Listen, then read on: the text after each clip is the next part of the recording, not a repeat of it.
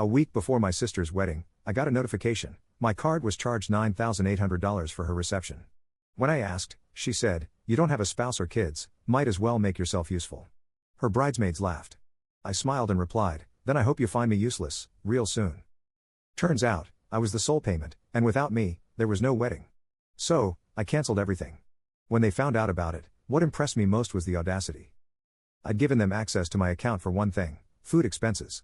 Not fancy meals or lobster tastings, just basic stuff. Snacks for planning meetings, takeout when they stayed up late gluing rhinestones to invitations, maybe some pizza when the bridal party came over. I told Lindsay she could use the card for that, just that. And even then, I put a spending cap on it. So, when I got a bank notification for $9,800 a week before the wedding, I thought there had to be a mistake. The transaction was labeled Reynolds Wedding Expenses, and it wasn't split into multiple charges. It was one massive payment, cleared in full. I sat there at my desk, half a sandwich in my hand, staring at my phone like maybe the number would correct itself. It didn't. I called her immediately. She answered like she was on a yacht, laughing, chatting, music in the background. I didn't ease into it. I told her the amount, asked what the hell she'd done. She actually sounded annoyed, said something like, "You don't have a husband or children, you can at least keep yourself busy." Then a chorus of giggles behind her, bridesmaids, probably holding champagne flutes with names etched in gold. They thought it was funny. I didn't yell. I didn't argue. I just said, "Then I hope you'll soon find out that I'm good for nothing," and hung up. That sentence hit differently when I said it. I didn't even plan it, it just came out, calm and cold. I opened my laptop and started pulling every receipt, every email, every contract I could find. Turns out, this wasn't just a one-off. Over the last 3 months, they had slowly rerouted almost every major wedding expense through me. The venue contract, signed by me. The photographer, my email. The caterer, billed directly to my card. I even found a payment to a horse rental company, a horse for some dramatic white horse entrance Lindsay wanted, paid with my money. No one asked me, not once. Apparently, Lindsay told the vendors I was overseeing the financials. That phrase again. She used it with confidence, like she had actual permission, but she didn't. I checked every line. They'd done it so carefully, I almost admired the planning, a little here, a little there, nothing too noticeable until the final blow. They all assumed I'd take it, that I'd swallow the hit, just like I always did. Quiet, responsible Henry. The one who gets the phone calls when dad's in the hospital but isn't invited to Thanksgiving. The one who doesn't argue, just shows up, pays up, shuts up. But something changed the second I saw that number. Not just because of the money, though that was bad enough, but because of how sure they were I wouldn't do anything. So, I decided I would, and not quietly. Over the next 2 days, I made a list, not just of the vendors, but of every agreement they made using my name. I wasn't trying to get revenge, not at first. I just wanted to understand how deep it went. But the deeper I looked, the clearer it became, I wasn't a helper. I wasn't supporting her. I was the wedding. Without me, there was no ceremony, no food, no band, no venue, no flowers. I had become the foundation of something no one even thought to thank me for. And now that I knew that, I wasn't going to let them get away with pretending I didn't matter. I started making calls. I started with the venue, mostly because it was the largest payment and the one I knew would cause the biggest ripple. The manager picked up immediately. She even greeted me by name. Apparently, I'd been such a pleasure to work with over email. That would have been funny if it wasn't so pathetic. Lindsay had been using my name for months and somehow pulled it off well enough that no one questioned it. I didn't yell. I didn't threaten. I just explained what happened, that I hadn't authorized a single charge and that my sister had misused my financial information to book a wedding I didn't even want to attend. The manager paused, then asked me one question: "Were you the card holder on file?" I told her yes. She said, "Then you're within your rights to cancel. I'll initiate the process." Just like that. Apparently, there was a clause in the contract that allowed for partial refunds if the event was called off more than 72 hours in advance. We were right on the line. I got 60% back and requested all communications moving forward go through me, not Lindsay. Next up was the caterer, $5,400 for coastal fusion with locally sourced seafood, including vegan appetizers and signature cocktails named after the bride and groom. The head chef was pissed. He had just finished prepping the menu and had already turned down 2 other events for that date. I told him what I told the venue: my name, my card, my decision. He tried to talk me out of it, even offered to cut a deal. I didn't budge. I didn't owe anyone a compromise. Then came the photographer, who had flown in from Oregon. The florist, who was storing $3,000 worth of custom arrangements. The furniture rental company that had delivered vintage couches for the reception lounge. And even the horse guy. Yes, there was a horse involved for a fairy tale moment Lindsay planned to post in real time on Instagram. Each cancellation was like pulling out a beam from a structure they thought was unshakable. And every time I heard, "But Lindsay said," or "She told us," I shut it down with the same sentence: "She never had my permission." Over the course of 2 days, I unraveled the entire wedding. By the time I was done, I had nearly $18,000 back in my account. Some payments were forfeited, no getting those back, but I didn't care. It wasn't about the money anymore. It was about the fact that they built this whole thing on the assumption that I wouldn't fight back. 3 days before the wedding, Lindsay called me for the first time in weeks. She wasn't laughing. She wasn't even angry, not yet. She sounded like someone who had just realized the walls weren't as solid as they thought.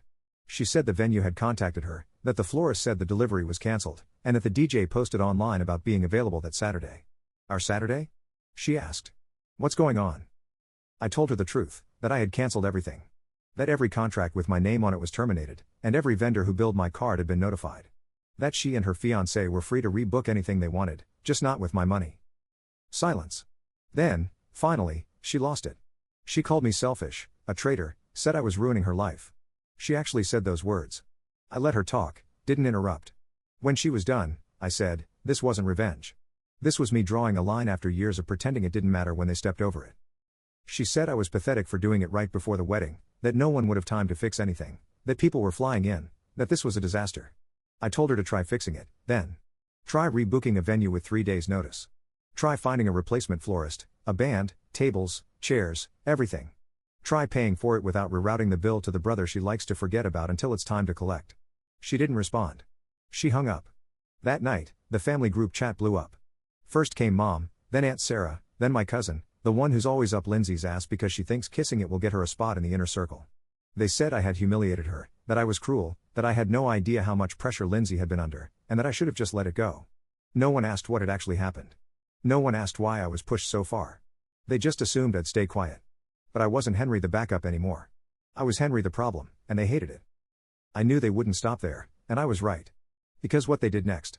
That's when things stopped being about money and turned into something uglier. The morning after the group chat meltdown, I got a call from my bank's fraud department.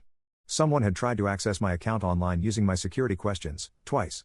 Both attempts failed, but the alert was enough to make my stomach flip. I changed every password I had, set up two-factor authentication, froze my credit just in case. I didn't want to believe someone from my family would actually try to get into my account, but the timing was too perfect to ignore.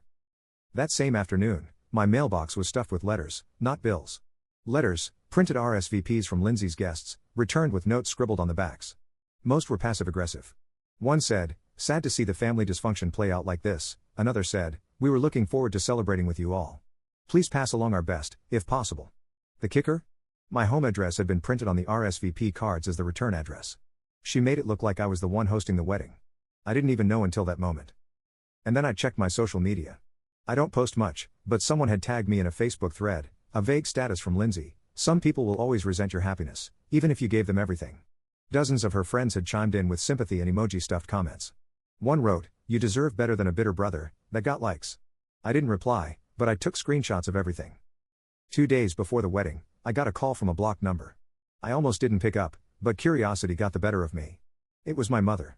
Her voice was cold. She told me that they had pulled some money together and were fixing what I broke. That a smaller venue had been booked, that Lindsay and Mark had found a local caterer who could do a limited menu, that a friend of a friend was going to DJ. Then she said this, don't come. You're not welcome. I stayed silent, not surprised, not hurt either, just done. But then she added something that made me pause. She said, you should be careful. Actions have consequences. It sounded rehearsed, like something she wanted to say since the first cancellation email went out, like they were building towards something. I wondered what they had left to take from me. That night, I found out. An old coworker messaged me, someone I hadn't spoken to in over a year. She sent me a screenshot of a new email floating around our industry's network. It was anonymous, but it had my name, my company, and detailed claims about financial misconduct. It said I had been fired from a previous job for unauthorized refunds and manipulating vendor accounts.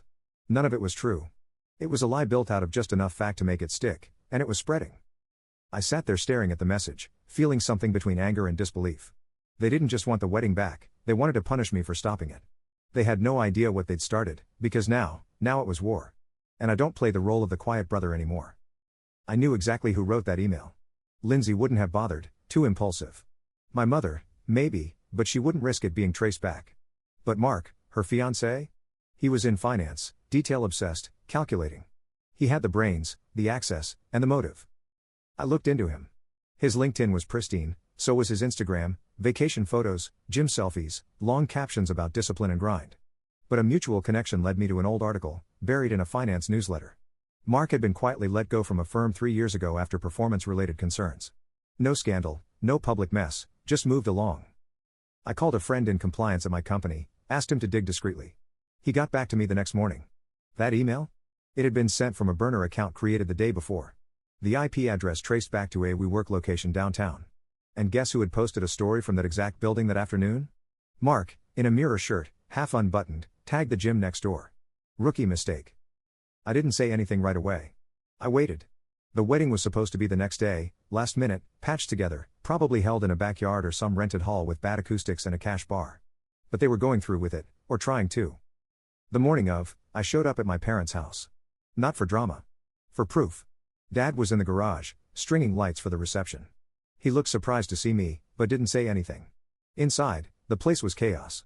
Dresses hanging on door frames, hair curlers plugged into every outlet, people I didn't know carrying boxes of table decor. I asked to talk to Lindsay alone. She refused. So, I pulled out my phone and played the voicemail her mother-in-law had accidentally left me the night before. A pocket dial, maybe, but it caught everything. Her voice saying, "If that idiot Henry opens his mouth, Mark's ready to bury him. He already sent that email out. No one will hire him again after this." Lindsay turned white. I asked her once, was it true? She didn't deny it. She just stared at me like she had no idea who I was anymore. Like maybe, just maybe, she realized this wasn't the same brother who used to show up and fix everything in silence. I walked outside and called my lawyer. Gave him everything, the email, the voicemail, the screenshots. Told him to file for defamation and malicious interference. Then I did one more thing, I forwarded all of it to Mark's current employer. Not anonymously. They called me back an hour later. The wedding didn't happen. Apparently, Mark's company put him on immediate leave after they got my message. His name was flagged internally. Lindsay found out in the middle of getting her makeup done and had a full meltdown in front of the entire bridal party. Half the guests were already seated in borrowed folding chairs in my parents' backyard when the announcement was made. There would be no wedding. They were postponing due to unforeseen circumstances. It was humiliating for them. I left before the crowd started to leave. They thought they were dealing with the Henry they used to know, the one who would take the hit and apologize for making things difficult. But I wasn't that Henry anymore. And this? This was far from over.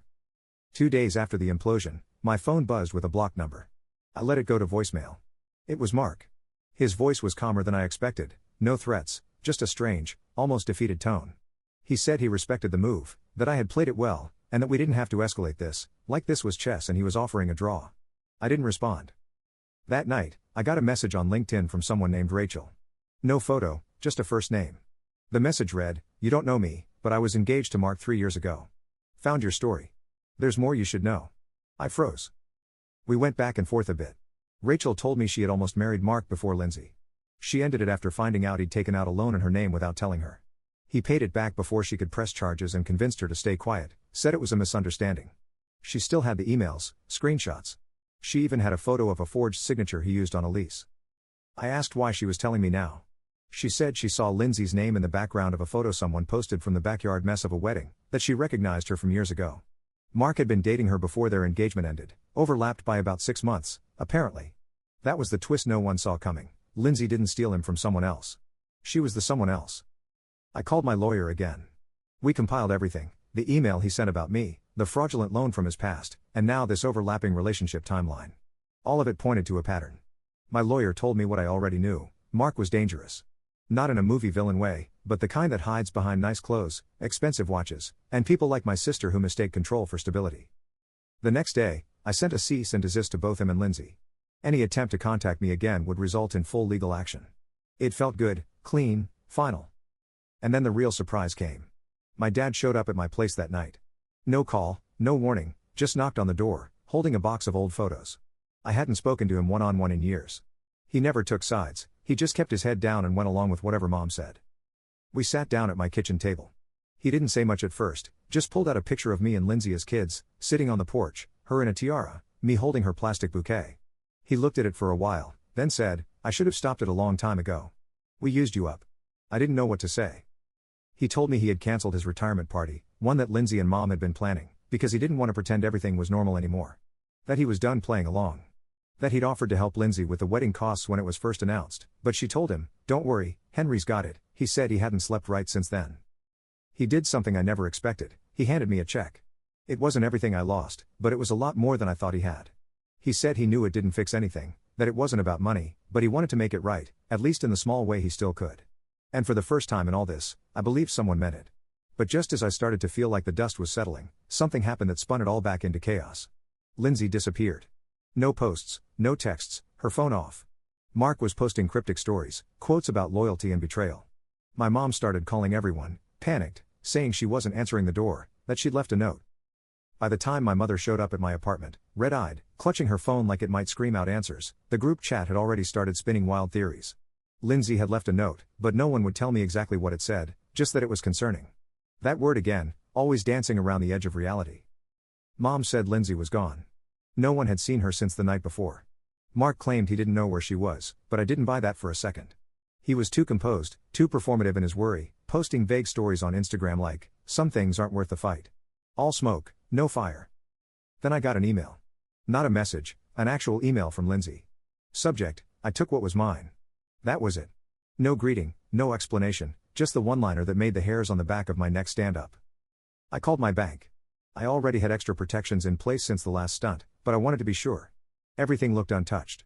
It wasn't until I logged into the shared drive where I kept personal documents, old tax files, scanned birth certificates, copies of IDs, that I noticed something strange. A folder was missing, one labeled Legal, Henry.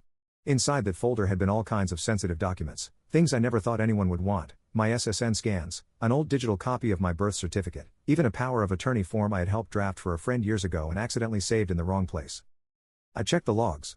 Someone had accessed the folder at 2:42 a.m., downloaded it, then deleted it. It hit me fast, not what she'd taken, but what she could do with it. Lindsay wasn't just running, she was setting something up. I called the police. They couldn't do much without a specific crime to report, but they took my statement. I made another call to my lawyer. He said it wasn't just identity theft I needed to worry about. If she opened accounts in my name or filed anything official pretending to be me, it could spiral quickly. While he worked on filing a fraud alert across multiple platforms, I started reaching out to every financial institution I'd ever had contact with. Most were helpful. One wasn't. An online bank I hadn't used in years said there was already an account with my name on it, opened 3 days ago. When I asked where the money had come from, they said they couldn't disclose it yet. The account was flagged and under review. I hung up and stared at the wall. She had used my name, my documents, and set something up after the cancellation. Maybe as insurance. Maybe to frame me. Maybe just to show me she could. And now she was gone. I wish I could say it ended neatly. That she was found and arrested, that the money was returned, that I came out clean and whole. But that's not how life works. The last I heard, someone matching her description boarded a flight to Costa Rica under a different name. Mark was still in town, still acting like the victim, still denying everything. But without Lindsay, he lost his leverage. My lawyer handed the entire case to investigators. They're still tracing everything. The family hasn't recovered. My mother's pretending none of it happened. My dad still checks in every week, sometimes we talk, sometimes we just sit on the phone in silence. As for me, I got most of my money back, not all, but enough. I locked down everything I could, new accounts, new passwords, even a new apartment just for a fresh start. But the biggest change? They don't call me anymore when things go wrong. And for the first time in my life, I don't feel guilty about that. Mini update. I got a call from a private number this morning. I've stopped answering those for obvious reasons, but this one left a voicemail. It was in Spanish, short, clear, estaba aquí. Ya se fue. She was here. She's gone now. No name, no number to call back. But the caller ID pinged a location somewhere outside San Jose, Costa Rica. I forwarded it to my lawyer and the investigator assigned to the case. They've been trying to freeze whatever account she opened, but she's slippery. She planned this better than any of us thought. We still don't know how much she took or what else she's done with my information, but I know one thing now, she's still moving. She's not settling down, which means she's running from something, or someone. Mark, meanwhile, got fired. I don't know if it was the fallout from the email, the background check inconsistencies, or just bad PR, but he's gone. He tried to reach out once, sent me a 2-line email, "You got what you wanted. Just remember who she really is." That was it. No apology, just a reminder that in the end, he lost too. I'm still untangling everything. Some things won't ever be fixed. But I'm not scared anymore. She thought I'd stay the person who took it all with a nod and a polite smile. Now she knows I won't. And if she ever tries to come back, I'll be ready.